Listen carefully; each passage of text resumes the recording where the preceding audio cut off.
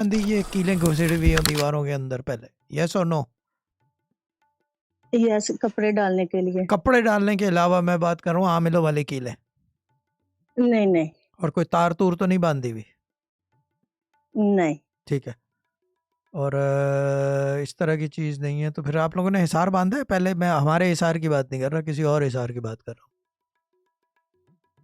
जी, शाह साहब एक जानने वाले थे, उनसे करवाया था काम, क्या तो किया था उन्होंने उन्होंने? हिसार किया। क्या किया पता था नहीं आके? वो यानी उसने ना छुरी लेके दीवारों पर बस मैंने पता नहीं क्या क्रॉस बात किया गलत था। नहीं होती कि घर के अंदर हिसार बंधा हुआ है, गलत बांधा हुआ है। रॉन्ग है, रॉन्ग प्रैक्टिस है, रॉन्ग प्रैक्टिस है। जी, कुरान किसी छुरी, चाकू, कैंची या किसी चीज़ का मोहताज नहीं है। The only element we use is water, क्योंकि पानी में हुँ, पाकीज़गी है, और पानी खुद जो है वो एक हर चीज़ को काटने की सलाहियत रखता है, चेंज की पावर, इट हैज़ अ बिल्कुल। बेसिकली गलाने वाली क़ुव्वत है, यानी कि इट कैन डिकम्पोज़, ख़त्म कर सकता है पानी, जी, और पैदा भी करवा जी, सकता है।